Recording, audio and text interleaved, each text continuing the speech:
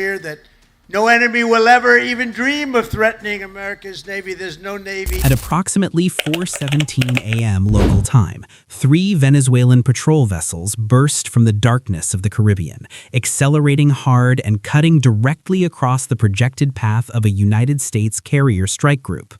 Moving at nearly 28 knots, their formation was not casual. It was deliberate, a sharp V-shape designed to block, pressure, and force a reaction.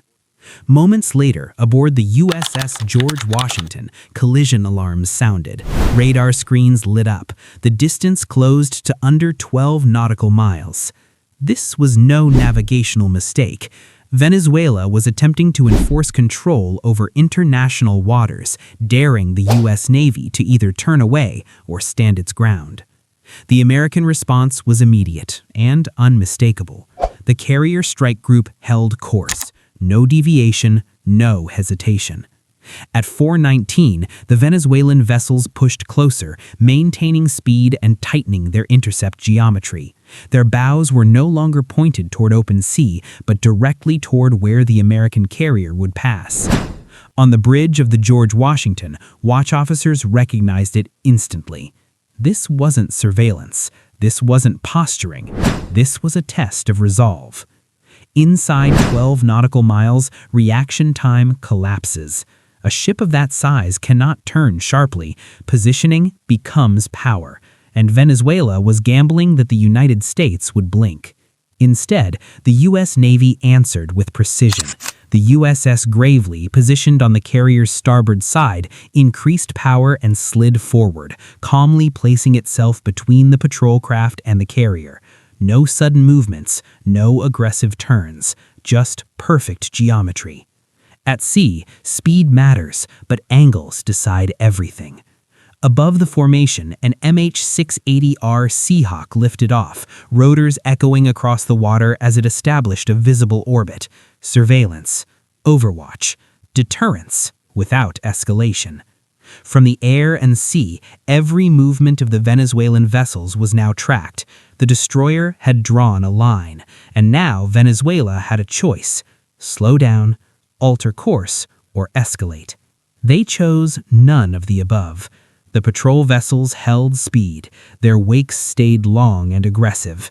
That decision changed everything. The Gravely's posture shifted again. Its 5-inch Mark 45 deck gun rotated, slowly, deliberately, stopping just short of a firing position. Not a threat, a statement. Passive sensors activated. CIWS systems tracked silently. Aegis radar listened without illuminating. The message was clear to anyone who understood naval language.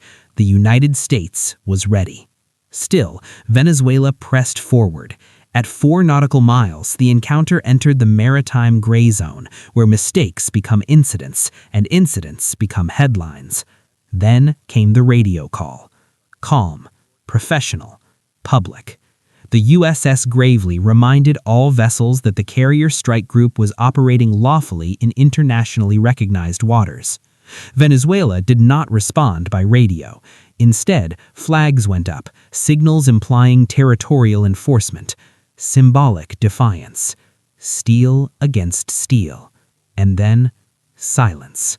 No more transmissions, no warnings, no negotiations. Just closing distance. For nearly 3 minutes, neither side moved, until the sensors noticed it. A subtle change. The lead Venezuelan vessel began easing throttle, dropping below 20 knots. The others followed. Their formation loosened, their wakes softened. That single reduction spoke louder than any broadcast. Venezuela had blinked. Moments later, the patrol craft angled east-southeast, quietly sliding away from the carrier's path. Not a retreat, but a withdrawal. The USS George Washington never changed course, not by a degree, not by a knot. The destroyer held position, the Seahawk remained overhead, and without a single shot fired, the confrontation ended. Venezuela tested the line. The United States held it. In the end, power wasn't proven by force, but by presence, discipline, and unwavering resolve. So ask yourself, standing on that bridge at dawn, alarms sounding, 3 fast vessels closing hard, would you have held the line? Tell us in the comments and subscribe because the next standoff on the world's oceans may already be forming.